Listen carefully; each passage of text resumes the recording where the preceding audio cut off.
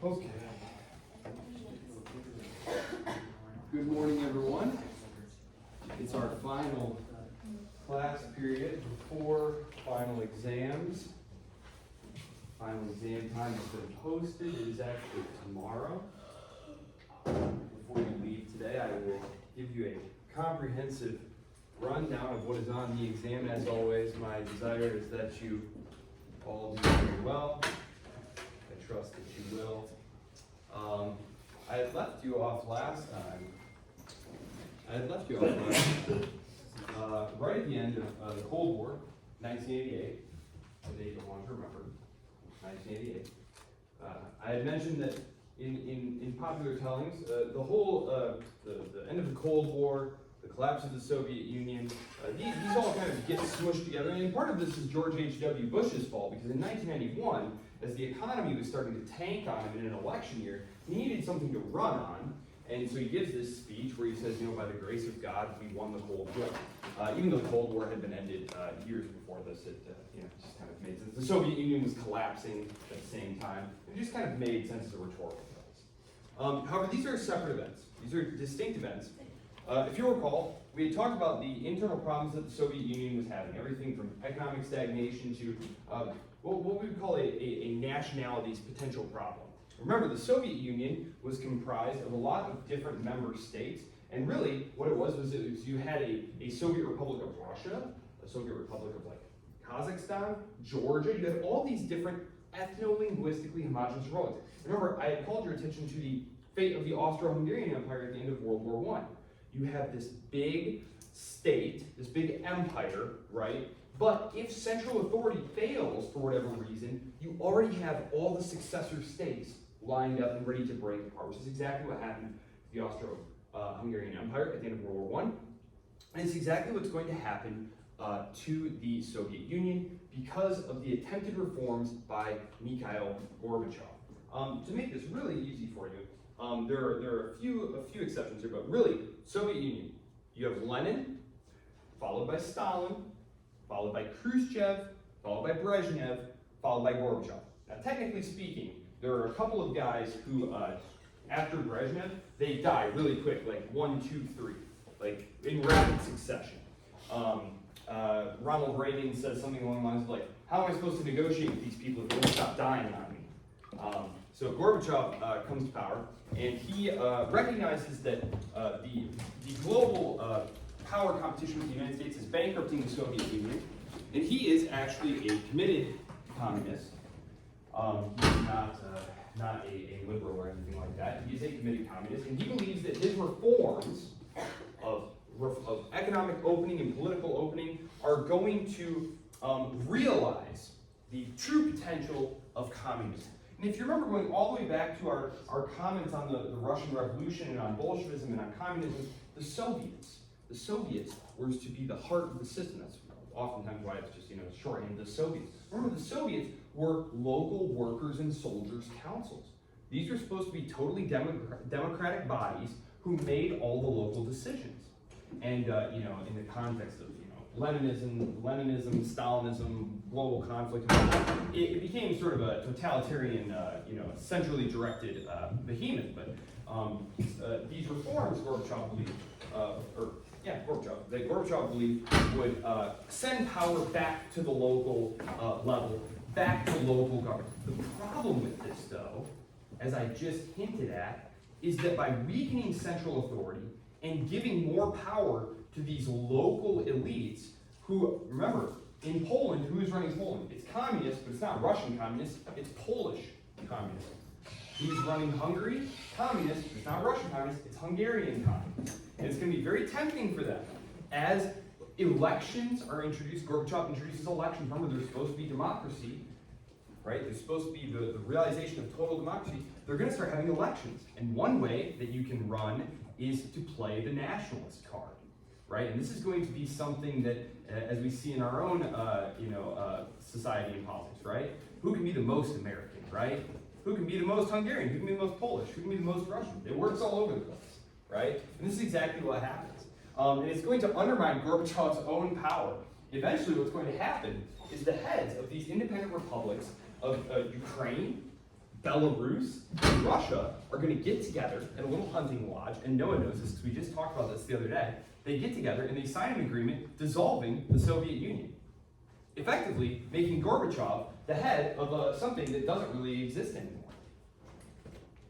So really, it had been this collection of independent republics who were all held together by the Communist Party and by the General Secretary of the Communist Party. But by weakening his position so much, Gorbachev essentially made it very easy for people like Boris Yeltsin, the president of Russia, to simply push him out the door. And that's exactly what's going to happen. So it's quite likely that the Soviet Union would have eventually collapsed anyway, because they needed to make these reforms. They were falling very far behind the West, the West European bloc. Remember, Europe had been divided along that line there, right down the center of the map, right through Germany. And yes, it was true. If you were a Soviet citizen or an Eastern, Soviet citizen, you did live materially better than your grandfather did, probably better than your parents did. But that wasn't really the metric. The metric was looking across to Western Europe and seeing that, okay, we were all war-torn disasters, and we have two different systems, and their system is producing a phenomenal standard of living. West Germany and East Germany. If you lived in West Germany, you were far richer, far better off than if you lived in East Germany. And it wasn't hard to see this. Remember, in the 1970s, there's a détente. There's an opening, there's a period of thawing relations between the West and the Soviet Union and the Eastern Bloc. There starts to be more cultural interchange. There's lots of loans and commerce happening across these borders. The oil shock, remember, had really provided a strong impetus for these Western European countries, especially West Germany, to open to the Soviets to get access to their oil reserves, right? At a time of great scarcity there.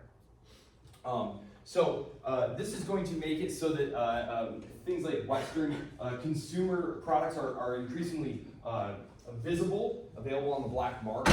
You can watch Western television, and I had said that there's all sorts of interesting descriptions of these things in books devoted to the subject, but Soviet citizens would watch Western shows, unsure whether or not they were propaganda or not initially, because before more of them were allowed to visit the West, because they'd count the number of rooms in the apartments on these TV shows, marvel at how in every scene they all had different clothes on and whatnot, and they wondered, like, is that really how Western people live? Like, the average Soviet person at this point was getting like a new pair of shoes every like 5 years, and it's a centrally planned economy, right? So instead of supply and demand, individual producers being allowed to feel their way through the market and figure out what needs to be produced, you'd have basically a bunch of bureaucrats sitting around speculating like, well, how many toothbrushes do you think we'll need next year?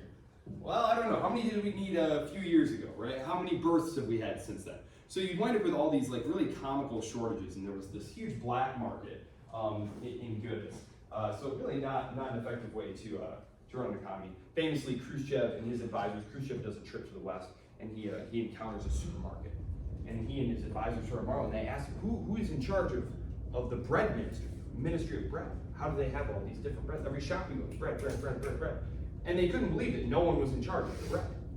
How is there bread if no one's in charge? So there have been several one-to-one experiments there in terms of which type of economy will produce a better standard of living. Gorbachev realized that he needed to decentralize. He needed to allow market forces to operate. He needed to allow local actors to make the decisions. But again, this causes central power to weaken. This causes the national republics to break away. And the Soviet Union disappears. 1991, it's no more. There are a few very tense weeks, because of course the Soviet Union was the largest nuclear superpower ever. They had many nuclear weapons, right? Enough to destroy the world several times over. And it was unclear who had the nuclear football, who had the codes. George H.W. Bush, who was president at the time, actually tries to keep the Soviet Union together for several months. As it becomes clear that it's flying apart, you can look up, it's called the Chicken Kiev speech, where he basically is telling all these independent republics, like, don't declare independence, we won't recognize you. Because he's fearful of what's going to happen if parts of the Soviet Union start flying off. For example, Kazakhstan had a very large amount of nuclear weapons. Who is going to be in charge of those? Ukraine the Soviet Republic of Ukraine, they're going to have a ton of nuclear weapons. Who's going to be in charge of this? Who has access to these codes? And actually, that's not all going to be sorted out until 1996. 1996. The initial danger passes, like I said, in a few weeks, but really the final settlement isn't agreed until 1996. The Budapest Memorandum, if you're interested in that sort of trivia.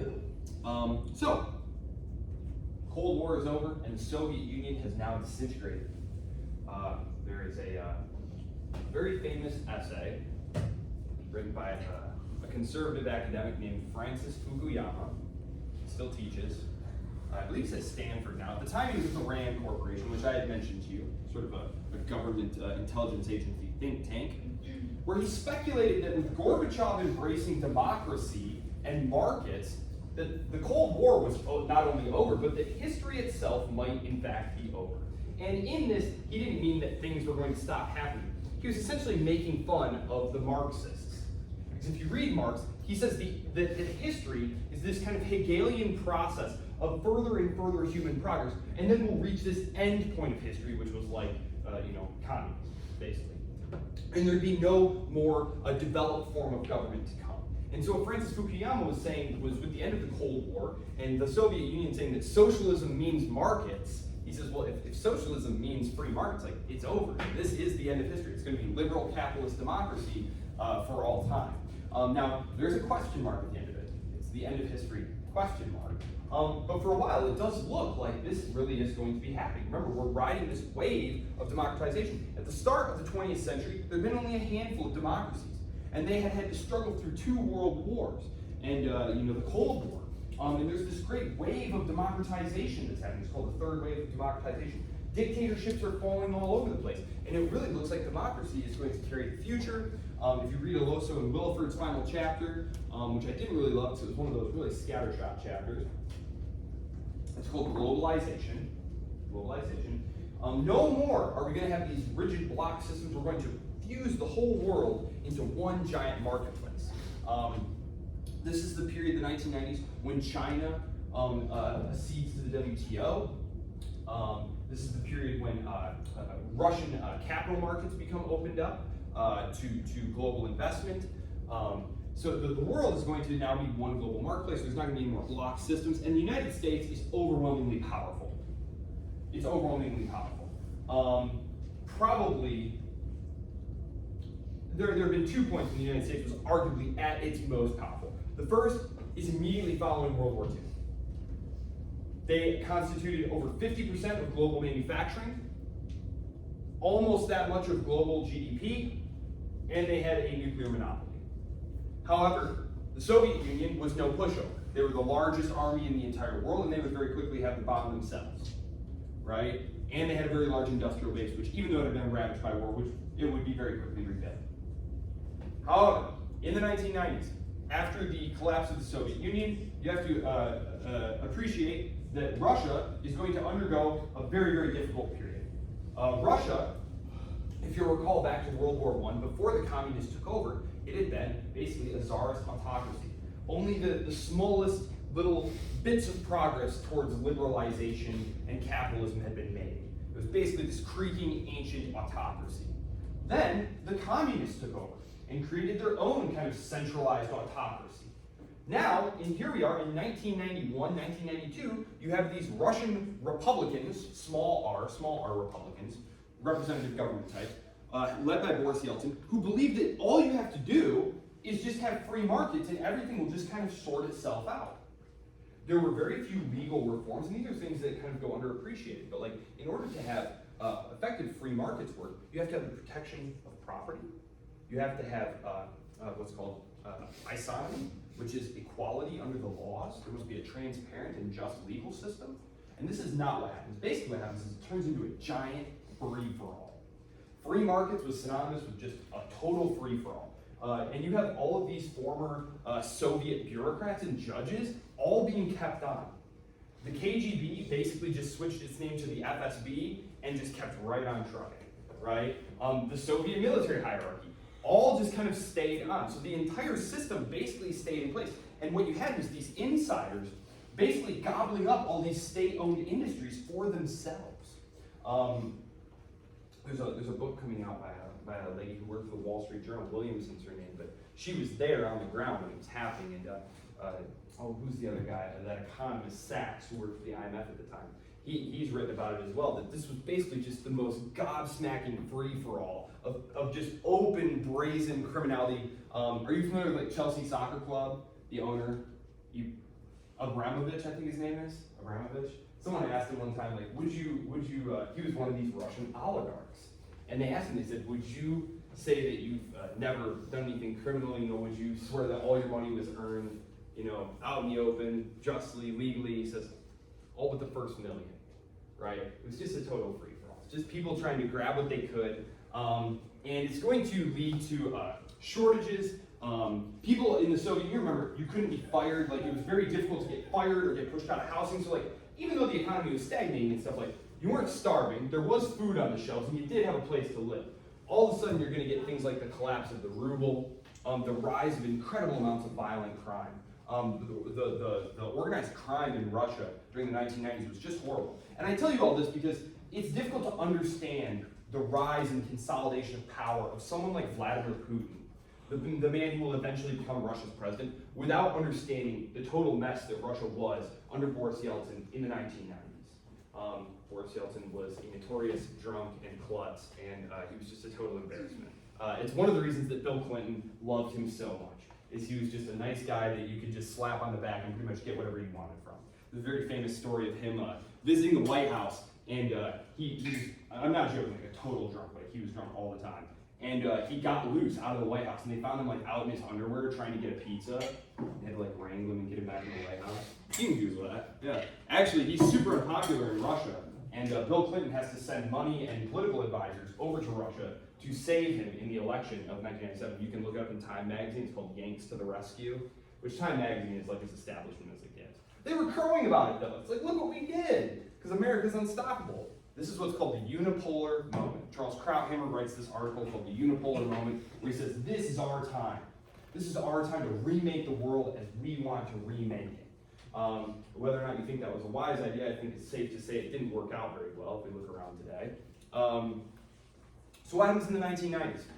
In the 1990s, big events. Desert Storm, Saddam Hussein, who the United States had been backing in his war against the Iranians. I totally skipped over this because it's a survey level course. I don't have time to touch on every single thing. But basically, the United States, back in the 1950s, under Eisenhower, had overthrown Mohammad Mossadegh. I did talk about that in the context of decolonization. Remember, Iran they'd been fighting over the Soviets in the West, over the oil access there and whatnot. It's a very strategically located country. It's the largest country in the Middle East. It's very strategically located, centrally located. Mohammad Mossadegh, he's not initially a socialist, but he winds up aligning with what's called the Tudeh Party, which was the Iranian socialists, for support. He nationalizes British oil interests. Kermit Roosevelt, Teddy Roosevelt's grandson, gets sent in, to stir up trouble, and they overthrow him and put Shah Reza Pahlavi in charge. They set up a secret police for him to crack down and maintain control. Well, basically, he gets overthrown in the Iranian Revolution. That's why the mullahs run Iran today. Which the whole situation is very complicated. I'm going to have to give you like the very superficial reading of this here. Basically, for a series of reasons that all happen kind of one after the other, the United States and the new Iranian government don't like each other very much. And Saddam Hussein, who's sitting there in Iraq, I'm actually going to pull up a map of the Middle East because we're going to talk about the terror wars before we go. I'm just going to pull up a map.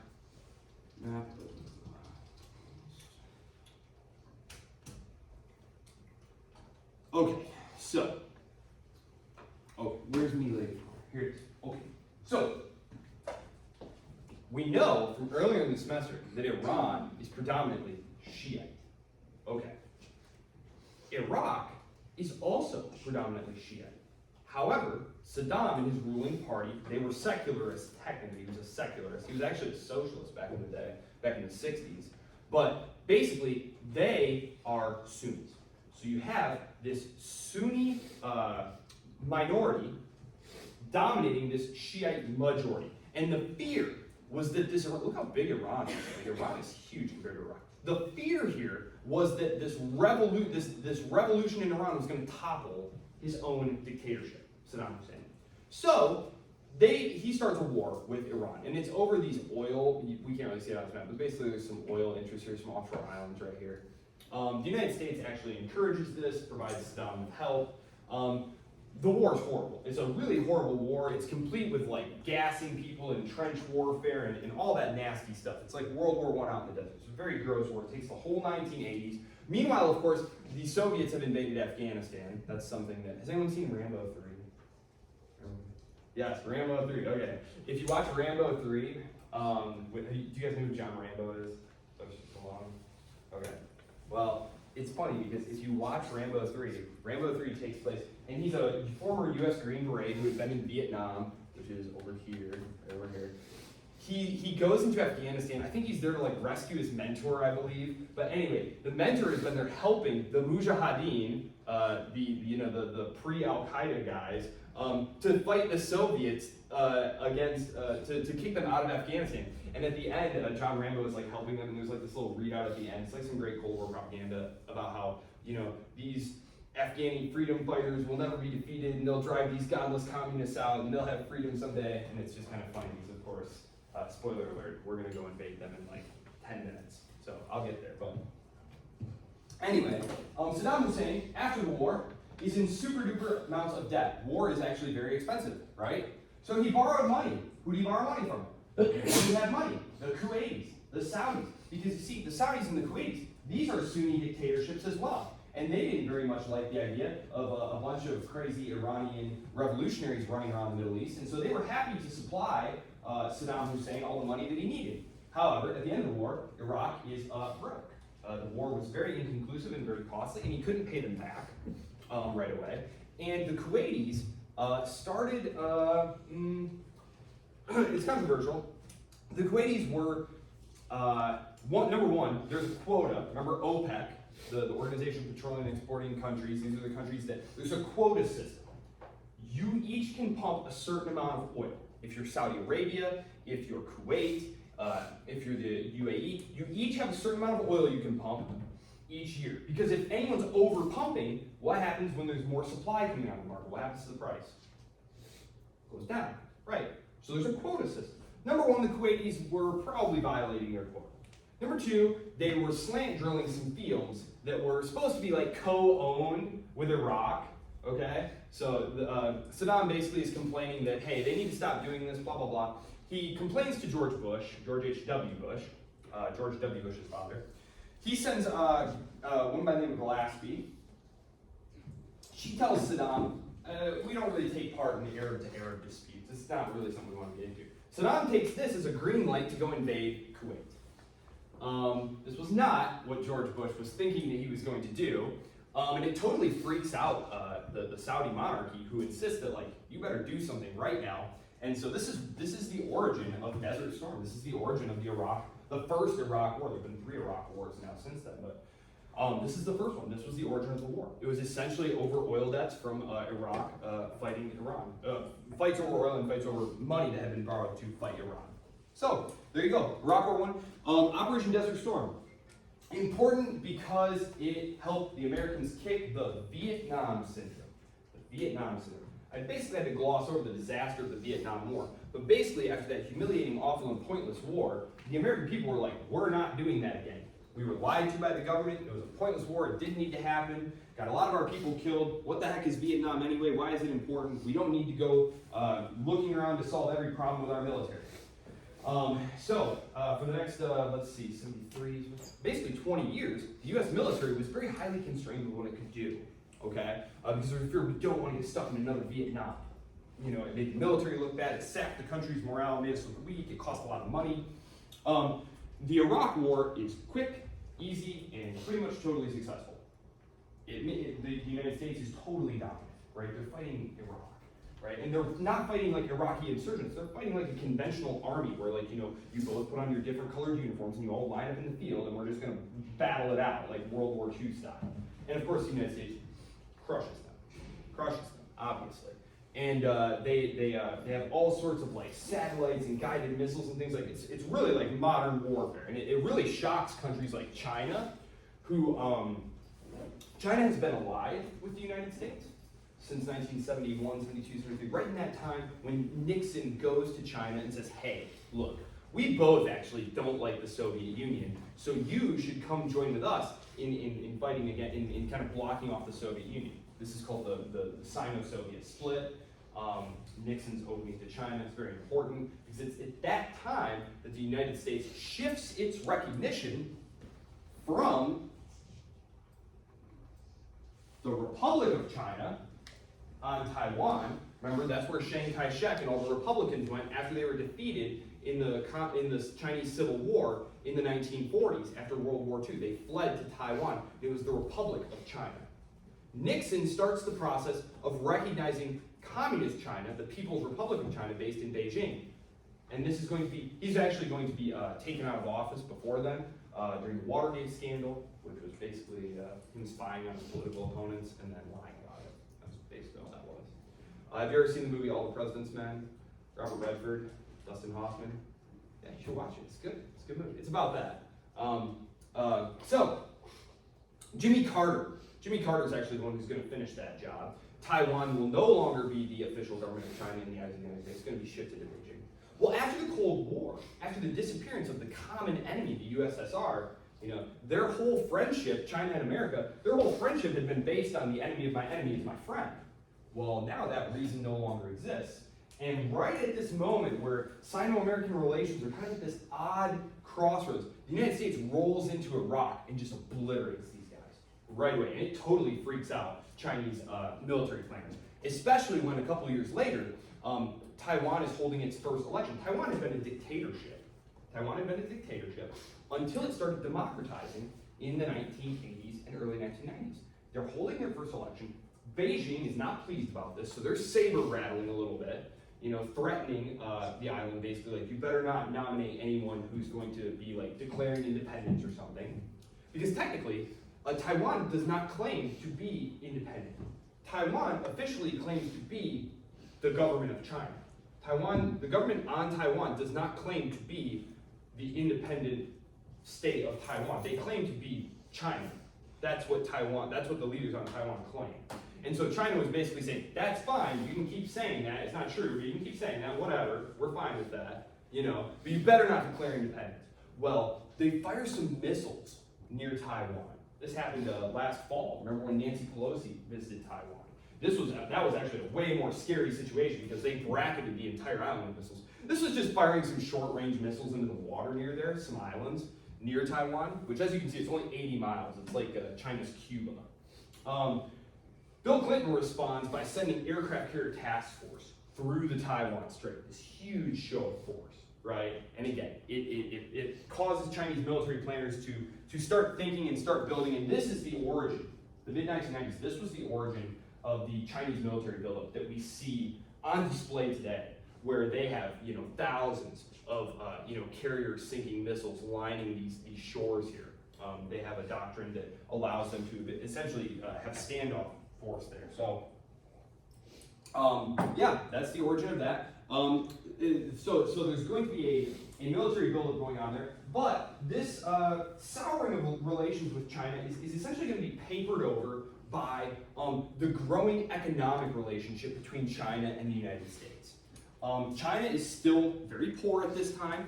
At the turn of the century, in the year 2000, GDP per capita in China is only going to be like $900. So you live on $900 for the year. Okay, so very poor, right?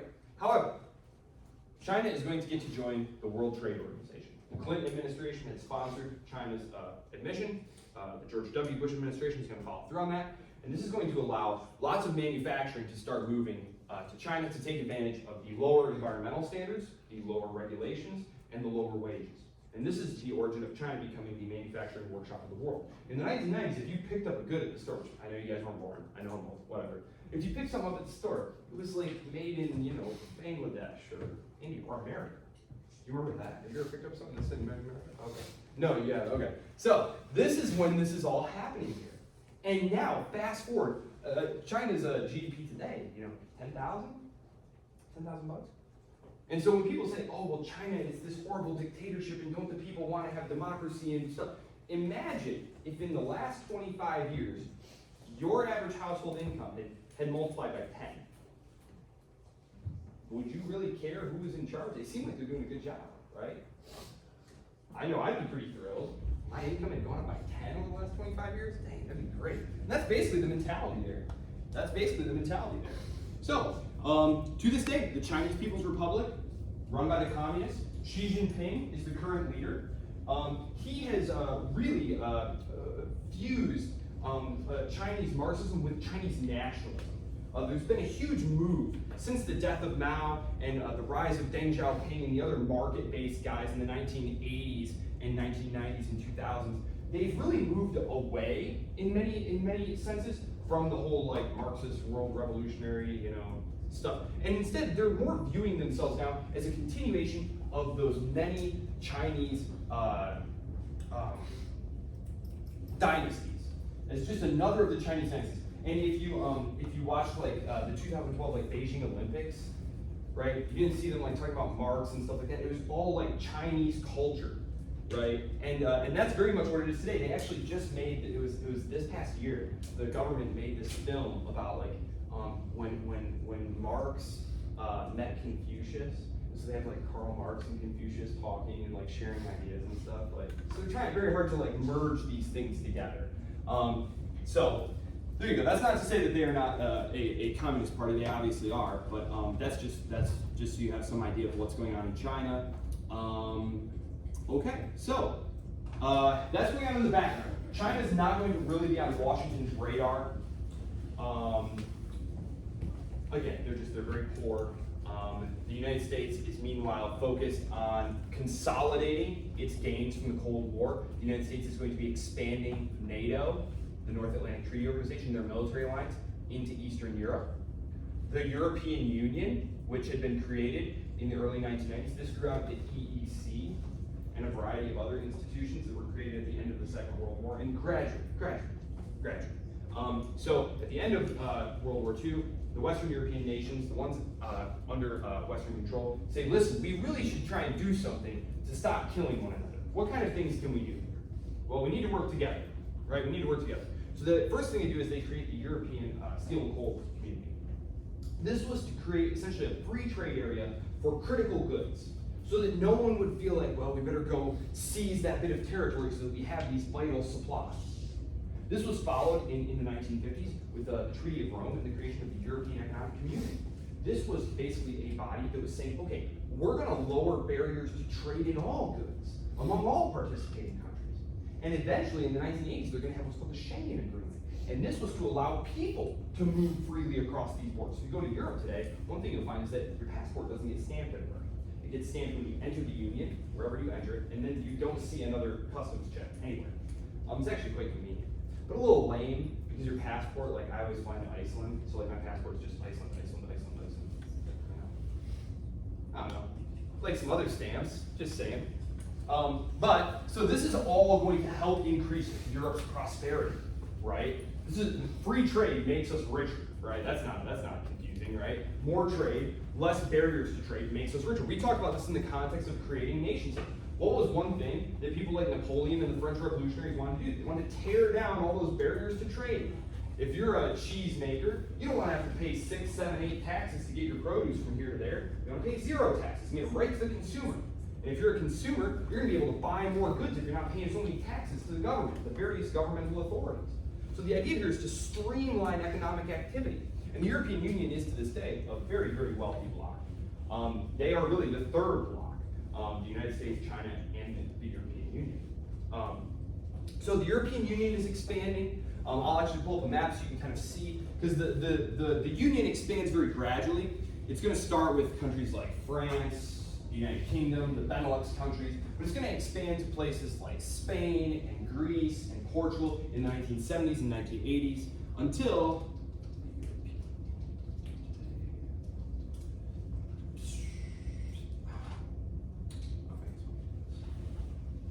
the European Union. There it is. That's it.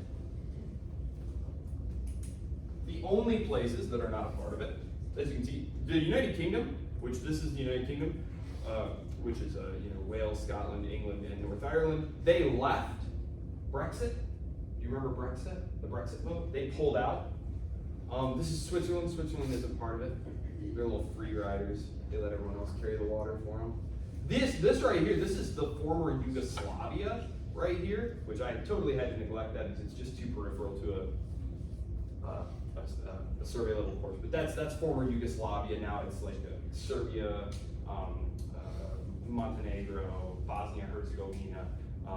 It's still a very tense situation there. Actually, if you Google it, I'm sure someone's been shot recently, and there's all sorts of like ethnic flare-ups, especially over places like Kosovo, which there was a war in the 1990s there.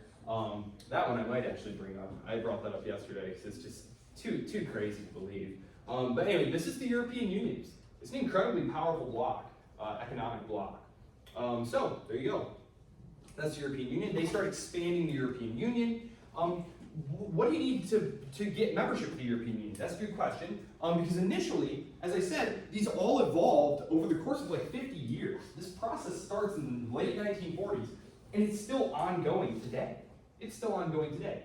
The major move was in the early 1990s with what was called the Maastricht Treaty. This was what actually created the European Union. Before it was like, the European Economic Community and like a bunch of different organizations that were all kind of overlapping with each other. So they just kind of fused them all into one great organization, the European Union. It's a commitment to democracy and to free markets and to liberal values. That's why countries like Greece and Spain and Portugal were not initially allowed to join because they were dictatorships. Spain and Portugal would be dictatorships until the 1970s. Greece was also a dictatorship until the 1970s. And so you have to, and this is one of the reasons why expansion to the east was slow going, because these communist states didn't have the kinds of free institutions, and it's one of the reasons today that there's controversy with countries like Hungary, who is a member of the bloc, but whose government is less than liberal, right? Less than liberal. Poland gets its hand slapped every once in a while in terms of like its appointment of judges is a little too political. So it's still an evolving work in progress here. And it remains to be seen exactly how it will turn out. Winston Churchill envisioned it eventually being a United States of Europe. The United States of Europe. And Brussels would be its Washington, D.C. So we'll see what happens. It took 100 years for the United States in the plural to become the United States in the singular after the Civil War. It's hard to think about it this way, but like being a Virginian or being a Marylander, like this was more important. This was your primary source of national, state identity, not the United States of Washington. That was an involved thing. Now, granted, being French, being Italian, that runs a little bit deeper. These places go back a little bit further. So it's unclear whether or not nationalism, national feeling will ever be able to be subsumed within a broader national identity in that way. Churchill said something like, Europe will be born when Englishmen say our Trieste and Spaniards say our Warsaw, etc., like, then Europe will live. Basically, when Europeans all view the continent as like all their home. So massive steps have been made. One point I would make here is that the EU, the European Union, is not the same as the Eurozone. This is just something for you, like if you read the paper. The Eurozone are those countries that use the euro as its currency. There is some overlap with the EU, but it is not the same as the EU. For example, when Great Britain was a part, when the United Kingdom was a part of the European Union, they still had the pound. Right? They still had the pound sterling. I don't really have time to go into the mechanics of the euro and why the Eurozone debt crisis happened. That'd be like for a European history class, but okay. So there you go. So that's what Europe is doing at this time. Russia is not going to be included. As you can see, this is Belarus, this is Ukraine, this is Moldova right here. That's Russia. Again, it's because there are a lot of reasons, but one of them would be like, again, what's the commitment to? Democratic values, liberalism. not words you associate with Russia, right? Didn't associate with it in the 90s, and certainly not after Vladimir Putin came to power. That's not to say that Vladimir Putin wanted a bad relationship with the West, but it was never really a marriage that was going to work. And so there you have it. Certainly relations could be better than they have become, but that counterfactual is for some other time. Okay, back to the Middle East, because the United States is going to be attacked on September 11th. What had been happening here? Oh yes, Desert Storm. Desert Storm. The first Gulf War actually played a part in this. Because what happened here was the United States invades Iraq through Saudi Arabia. Now, what is special about Saudi Arabia? It is the home to the critical Muslim holy sites. Saudi Arabia is the home of Mecca, right? And the placing of American boots on the ground there and the permanent stationing of American troops in Saudi Arabia was highly controversial. And it wasn't something that was supposed to happen. At the beginning of the war, the Bush administration had said, don't worry, we're going to be in and out, you're never even going to know we were there. At the end of the war, Dick Cheney, everyone's favorite villain, everyone's favorite arch villain, he was running the Pentagon at the time.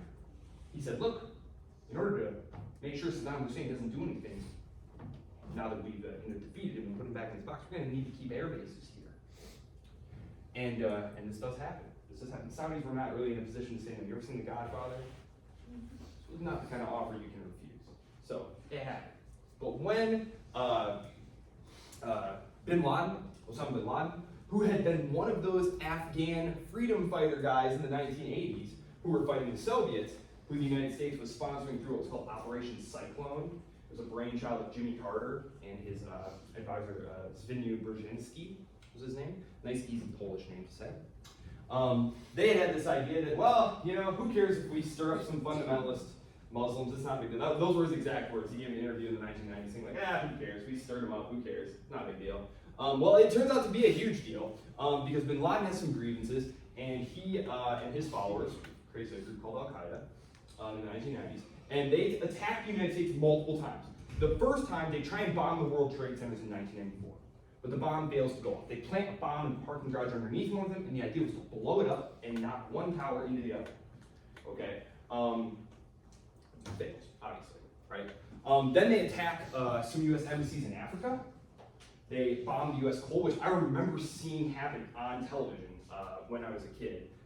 And I also remember September 11th, we went to school that day, and I remember we were trying to get the Sega to work, and flipping through the channels, you know? They had to find the right aux channel to use at the time, and like every channel had these planes hitting this building. It was like, oh my God, this horrible accident happened. You know, I'm 10 years old or something like that. And I remember my mom like calling, like, oh my God, are you okay? And everything was like really crazy after that. It's hard to describe to you the sense of like being under siege. Like I feel like probably the days after Pearl Harbor are like the only comparable period. Just a ton of laws were passed after that like created this whole national security bureaucracy. The government started like just overtly like spying on you. And to say something like, well, aren't you not supposed to do that? It was like, oh, you're with the terrorists, huh? So that's who you're with. And it was like, whoa. It was just kind of a really incredible moment of like total freak out. And what happens is the United States decides, you know, understandably or not, to go into Afghanistan. They find that this is where bin Laden is. He's hiding out here in Afghanistan. They decide to go, this is Pakistan, by the way, and this is India.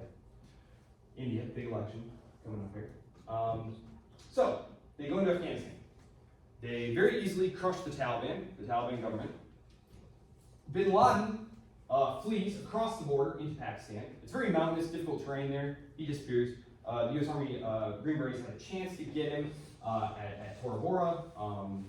For a variety of reasons, they don't. He escapes. And you know, things are not terribly bad at this point. But then the Bush administration decides to go finish what they started in Iraq in the early 1980s. Now remember, now George W. Bush is president. Now, one thing that George W. Bush did when he came to office was he brought all of his father's old political people with him, including Dick Cheney, including Paul Wolfowitz. And the thing about George H.W. Bush is he recognized that some of these guys were a little crazy. And he said, I want you to keep the crazies in the basement. Meaning that, like, I want people like Paul Wolfowitz and all the people who are about to be in charge to, like, not really have their hands on the levers of power here. But basically, they decide they're going to invade Iraq, and they sell it as that Saddam Hussein was helping bin Laden. This wasn't true, but Colin Powell, who was America's most renowned soldier, a highly respected guy, he was George W. Bush's Secretary of State. He went on television and said, no, it's true.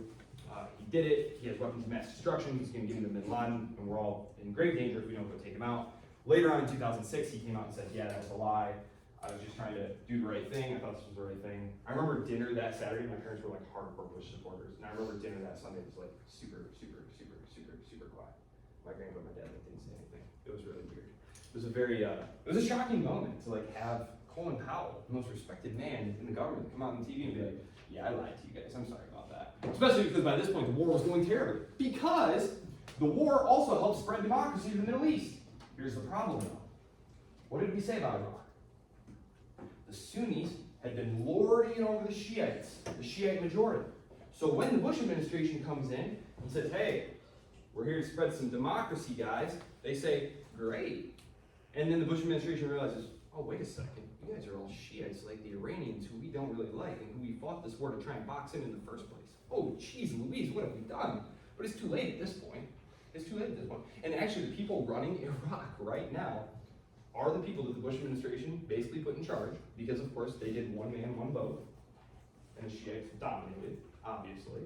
And so they were very close to the Iranians, and today when you read about US soldiers being attacked by Shiite militias in Iraq, like these are the same militias that the United States helped build after the war, which were aligned to Iran, which is all just to say that things are more complicated than they often appear on a map, and that messing around in places can often wind up causing unintended bad things to happen, right? Like no one intended for the Middle East to turn into a total disaster zone that it did.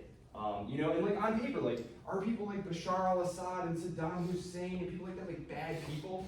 Like yeah, they were. I wouldn't want to live under them, frankly. But like, look what we got instead, right? Look what we got instead. Just brutal war zones all over the place. The civil war in Syria is still ongoing. Still ongoing. And of course, the rise of ISIS.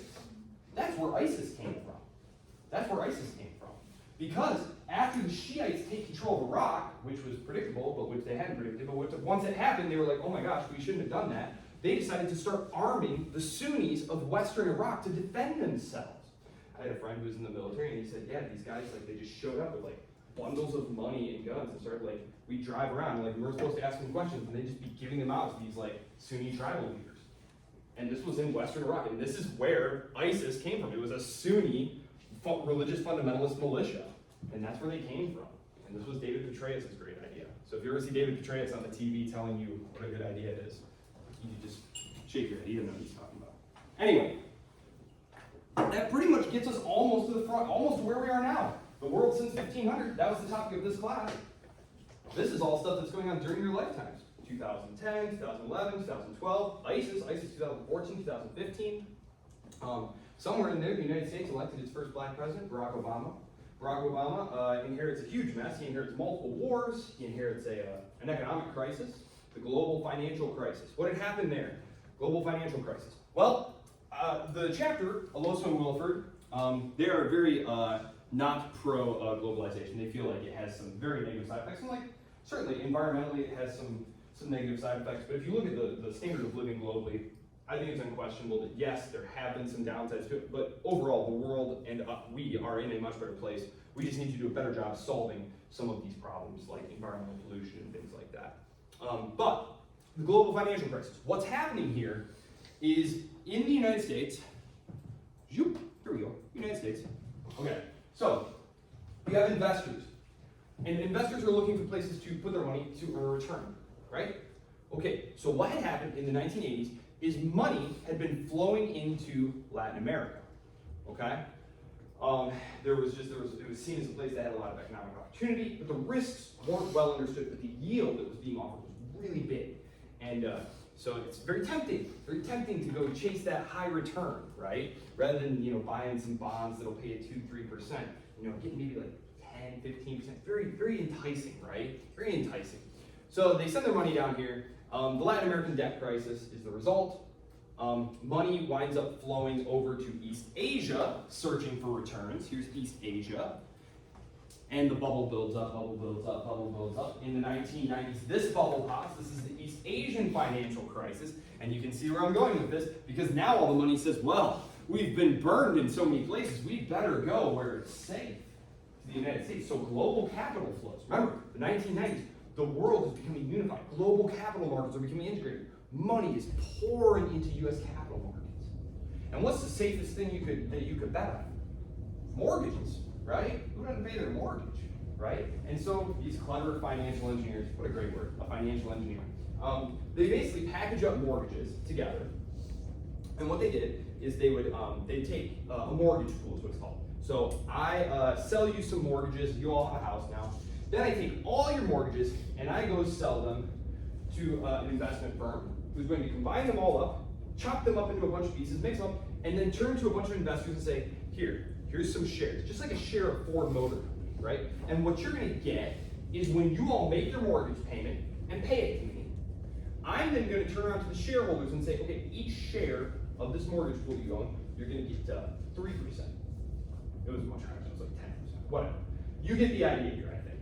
The idea was to get a bunch of mortgages together, because those are low risk, people pay their mortgage, and then we're going to sell them as investment vehicles. And this was all well and fine. Except, because this had started happening in the 80s, it was all fine. However, as more and more money pours into the United States, they need more and more financial products to make. But we're all out of prime borrowers. So you guys all have great credit, great jobs, you're a good financial risk for me. But now I've got all this money for you and I need to put it to work somehow. This is the emergence of what were called subprime borrowers. These were people who had bad credit, no job. Some had what were called ninja loans. No income, no job, no assets. And they'd still give you a mortgage. Okay, so you can see why this is going to become problematic. Because all of a sudden, instead of all these unsafe investors like you guys, there's all these people with no jobs, no income, no assets, and they're just selling them huge houses. I mean, in the aftermath of this, it was incredible to see what was going on here. They were selling people these mansions, right, with nothing down. And you can probably guess what happened here. Is all of this money pouring into the United States, all of these bad financial products being made, eventually, if something can't go on forever, it stops. You all, the bad mortgages, stop paying, right? Stop paying. Now I, the investment firm, can't pay you, and I also can't pay my debts. And what happened was everyone froze. Everyone froze in 2008 because they realized, oh my gosh, how much bad ink does everybody have on their books? And it wasn't that everyone was in trouble. It was that certain people were in trouble and no one knew who it was. Because, you gotta keep your cards close to your chest, right? You don't wanna let anybody know, because you need money. Because if you're sitting there and your firm's in trouble, you got a lot of red, you're relying on these other institutions to keep lending you money as if you're in good shape. So you can't tell anybody that you're in trouble. You can't let anybody know you're in trouble. Otherwise, they'll stop lending you money, and then you're gonna be done. So a credit crunch happens. This means everyone stops lending money, the entire economy froze, the housing market collapsed, and that was 2008, 2009. That was the global financial crisis, and it spread across the world. The Europeans had been pouring money, everybody had been pouring money in. And this was a really damaging event because the American economy had seemed invincible up to this point. I know you guys are just kids, but like from the 1991 recession onward, it had just been like a straight line. There had been a little tiny recession in 2001, but the economy had roared back. The tech bubble had burst at the end of the decade, at the end of the 1990s, but it came roaring back. And so this was a huge blow, though, because at the same time, China's economy was incredibly resilient. India's economy was growing rapidly. China's economy was growing rapidly. And all of a sudden, everyone just kind of looked around and realized, wow, the United States' share of global manufacturing has dropped significantly. Their share of world GDP has dropped significantly. And it started to look like America was just going to be one of a number of global economic power centers. And that's where we are today. That is the world we are trending toward today. You had a bipolar world at the end of the Cold War. You had a unipolar world for about 20 years at the end of the Cold War.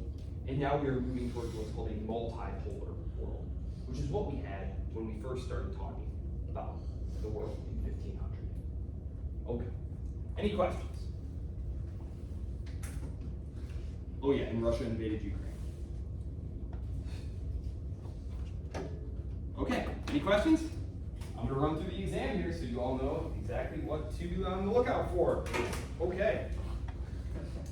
A lot of quiz questions. I'm going to draw your attention to a couple that were like commonly missed questions. One that was commonly missed was a true or false question. And when I say commonly missed, I mean just like several people got it wrong. Because you all do very good on the quizzes. I just want to make sure that everyone's on the same page here. And of course, this is being recorded, so if you want to go back, you don't need to write this down if you don't want to. You can always just rewatch the tail end of this lecture. True or false? Hitler came to power in Germany before Mussolini came to power in Italy.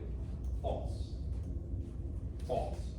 Mussolini comes to power in Italy in the 1920s, the early 1920s. Hitler does not come to power in Germany until the early 1930s. Early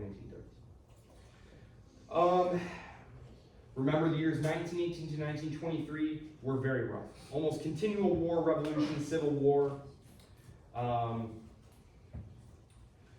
This late 1920s financial disaster in the United States led to the stoppage of the necessary loans to keep European economies functioning. You remember that? The European economies after World War I were relying on U.S. financial flows, but what happened at the end of the 1920s that caused Americans to stop lending money to Europe? What happened? 1929. What was it? The Great Depression? The market crash? The market crash, yes. The market crash is what stops the financial flow, and then the Great Depression sets in, and then the global barriers to trade go up. Yes. So the stock market crash, and then the Great Depression. Let's see here. Okay. During this 1934 event, Adolf Hitler secured undisputed control of the Nazi Party. That was the night of the long knives. That was the night of the long knives. Remember, that's when he kills basically anyone who could challenge his authority over the Nazis. Be familiar with the crisis over Czechoslovakia, the Sudetenland crisis, the Sudeten crisis. That was the one that leads to Neville Chamberlain's deal with Hitler at Munich.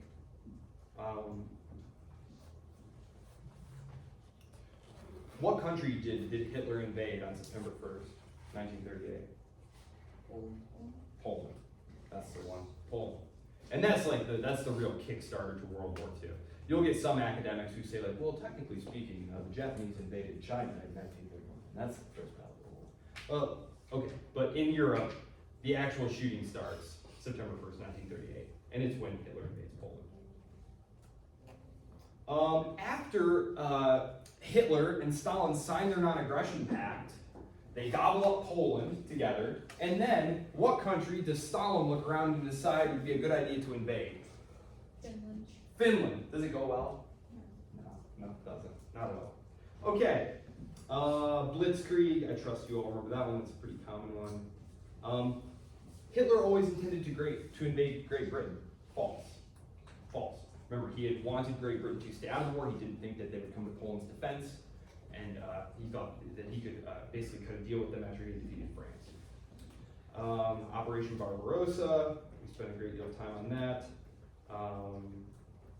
Understanding the reasons why France was quickly defeated in the Second World War, as opposed to the stalemate that developed in the First World War. Remember, we talked about the tactical and strategic errors that the French made, disorder at the top of the French political and military hierarchies, and that there had been the non-aggression pact between Stalin and Hitler. Remember, in World War I, the Germans had been facing an immediate war on two fronts. In World War II, Germany is free to throw all of its resources at France right from the start, which they do.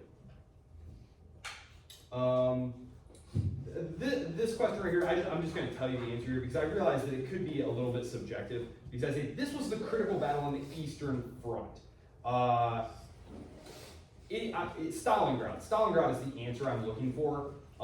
Kursk was important because it really smashed the Germans thereafter. After Stalingrad, the Germans try and make a massive armored push, and it's really the defeat at Kursk, which was the largest armored battle in history. Yeah, Stalingrad is what I'm looking for there. 1943, the U.S. forces in the Pacific launched Operation Cartwheel. And this was the strategy of island hopping their way to the Japanese home islands in the Philippines.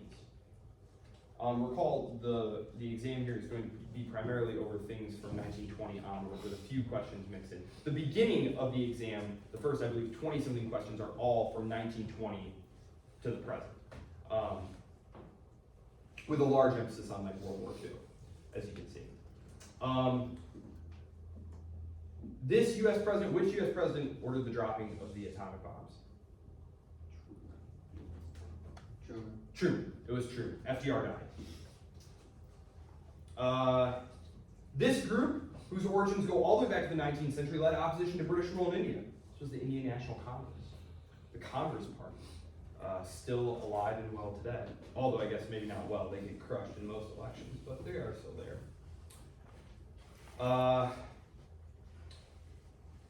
This leader of the Indian independence movement was murdered in 1948 by a Hindu nationalist. That was Gandhi.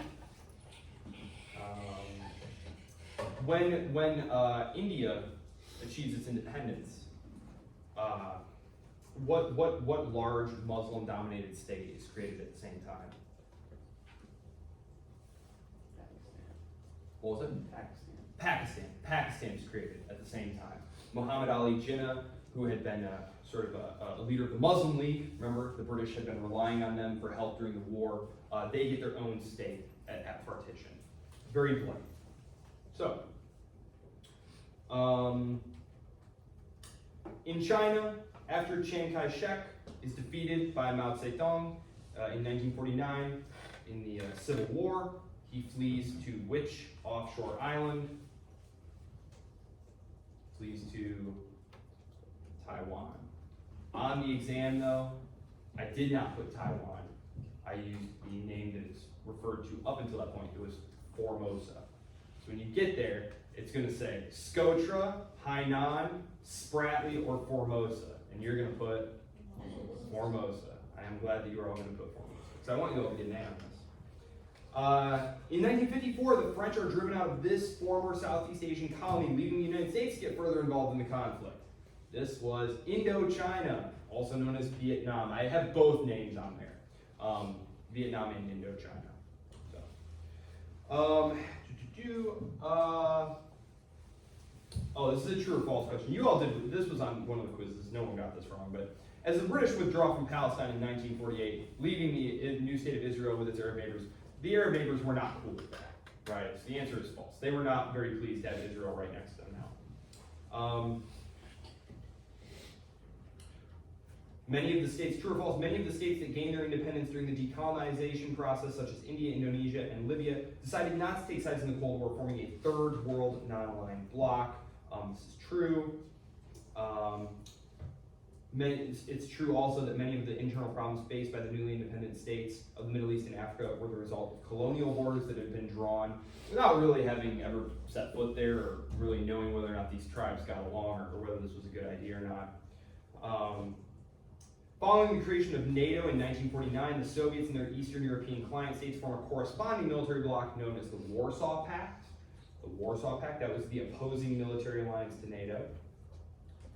It was during this 1962 event that the world came the closest to the purposeful exchange of nuclear weapons ever. This was the Cuban Missile Crisis. I say purposeful because there were several very close, like near misses, but that were accidents. Essentially, they were accidents. I mentioned this earlier. As relations between the USSR and Communist China sour, this U.S. president takes advantage of the situation to align China with the United States against the Soviets. This was Richard Nixon. Nixon's opening to China. The Soviet invasion of this Central Asian state in the late 1970s was said to have given the USSR its own Vietnam. That is an unwinnable and unpopular quagmire that drained the Soviets of material and moral resources. That was Afghanistan. It was never colonized and never conquered, neither by the British, nor the Soviets, nor the Americans. After coming to power in 1985, Mikhail Gorbachev attempted to save the Soviet Union by launching a pair of reform programs. These were Perestroika and Glasnost. In November 1989, this physical monument to the Cold War was destroyed, but for a very small section that they left up, so you can go see it today. That's the Berlin Wall. The Cold War was ended by mutual agreement of the leaders of the Soviet Union and the United States in this year, and that was the year I started today by talking about, and that's 1988. And that one, I'm going to just be ready, because it's 1999, 1991, 1998, and 1989. So it's all like very close years there, 1988. Then we move to a series of questions about material that we've covered throughout the course of the semester. So this is stuff that maybe you're going to want to brush up on, because you haven't seen it in a while. The legitimacy of an imperial dynasty in China was closely tied to the maintaining of which of the following? The mandate of heaven. The mandate of heaven. This goes all the way back to our lecture about China. Which ancient trade route connected China with Europe? Do you remember what that was called? The Silk Road. Nice. You guys remember? Cool. Okay. True or false? The Crusades were only waged by Europeans against Muslims while trying to retake the Holy Land. False. Awesome. You guys are going to be great. True or false? The largest Muslim denomination are the Sunni. It's true. True. The Sunni are the largest. It's like 85%. About 85% of them are Sunnis. The Reconquista involved the slow retaking by Christian rulers of the territories of which modern European states? Was it Portugal, Italy, Spain, or both Portugal and Spain? It was Portugal and Spain. In what year did Columbus depart Europe in search of a new route to the Indies? 1492. You guys are going to be great. Which two European powers initially dominated the Americas? Was it France and England? Spain and Portugal? England and Spain? Or France and Spain? Portugal and Spain. Good. True or false? It is more accurate to think of the, quote, French Revolution as a series of revolutions and counter-revolutions by competing factions. True. This Corsican corporal eventually would have himself crowned Emperor of France. Napoleon. The treaties that concluded the two Opium Wars resulted in the concession of which privileges to the British and their fellow imperial powers? Was it extraterritoriality, access to more trading posts, free access for Christian missionaries, or all of the above? All of the above. This event marked the overthrow of the shogunate in Japan and the beginning of full-scale modernization under the new rule of the emperor. Was it the Great Return, the Meiji Restoration, the Revolution of 1848, or the Glorious Revolution? The Meiji Restoration. True or false? The unification of Germany was an important factor in the eventual outbreak of World War I. Absolutely true. Absolutely true. Totally destroyed the balance of power in Europe. Despite the efforts of German statesmen such as Bismarck to keep France isolated, by the late 1880s, Germany was increasingly pressured to choose between which of the two following states with competing interests in the Balkans? Was it the Austrians and the Russians, the British and the Ottomans, the French and the Russians, or none of the above? It was the Austrians and the Russians. This is one of the most important questions from the whole thing, because World War I is often very misunderstood, but this was the conflict. It was that once Austria was excluded from Germany, it had to expand its influence south into the Balkans. And for Germany, who was allied with Russia and Austria, and they had conflicting interests, or they had to choose between the two, and they had to choose Austria, which opened up France to ally with Russia, thus setting the stage for World War I. World War I began in which year? 1914, the Guns of August, 1914. In response to the Great Depression, states across the developed world responded by embracing protectionism and setting up barriers to trade. I realize some of these, I'm just going to say, banning all foreign trade, it wasn't that. And it certainly wasn't expanding international trade, and it wasn't doing that, it was embracing protectionism. We're almost to the end here, yep. The following powers were all part of the Entente or Allied powers. So know who the Entente powers, the Allied powers were. Know who the Central powers were. The proximate cause of First World War was the assassination of which world leader? You remember? Archduke Franz Ferdinand, heir to the Austrian throne. Which of the following played a part in the outbreak of the First World War? Nationalism, fixed military alliances, imperialism, or all of the above? All of the above. Historically, the Chinese religious identity has been most closely associated with which religion? Confucianism, yes, yes. And then there are going to be, I got 5 extra credit questions. All right, I'm not going to give you the answers to this, but I'll tell you what the questions are so you can look them up if you want. There's no written portion of this. Just 50 questions, each one worth 2 points. Each extra credit question worth 2 points. The max score you can get on the exam is 100% though. So it can't get like 110% or something like that. This was the name for Hitler's invasion plans for the Soviet Union. The following is the correct order of Chinese dynasties from 1300 to 1900. This was the largest tank battle in history. This was the largest naval battle in world history. And prior to the recent death of Queen Elizabeth, this was the longest living monarch in European history. Anyone have any questions? Okay. I very much look forward to having you all in class. I hope to see you in the future.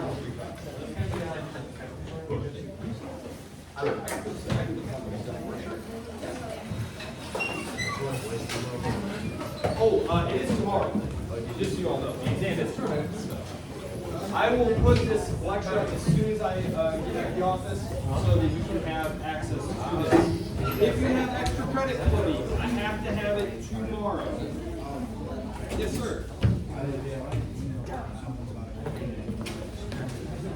Yes. If you're taking it there, you can literally go do it whenever you want.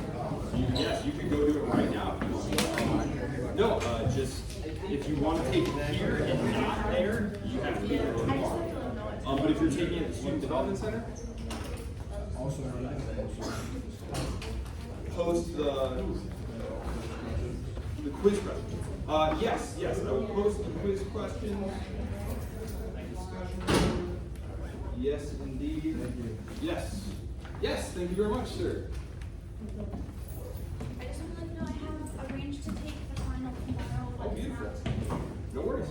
I have no objection to you taking whatever you want, as long as it's at the Student Center. Yeah, So it's then you open guys- there. She just didn't have anything open until later today. So. Not a problem at all. I just want to make sure that everyone knows that I'm not taking it tomorrow. I have to take it there. Yep. Okay, so I was gonna ask the same question. Yeah. I thought that it was on Thursday, not tomorrow, and I have work tomorrow until 1:30. So what do I do? You can just contact the Student Center and take it whenever you have time. Okay. I would contact them because I've never been in there or taken an exam there, but apparently you have to like get a time slot. Okay. So Okay. Amberlyn Holloway is her name. Okay, I would go over there. It's downstairs underneath the like cafeteria. okay, So just All go right. over there. Tell her, hey, thank you. I'm in 122. She has the exam. Okay, So. okay, that works, thank you. Okay, great. Oh, thanks. Appreciate it. Yes, I did get her email right as I was getting here. Thank you so much.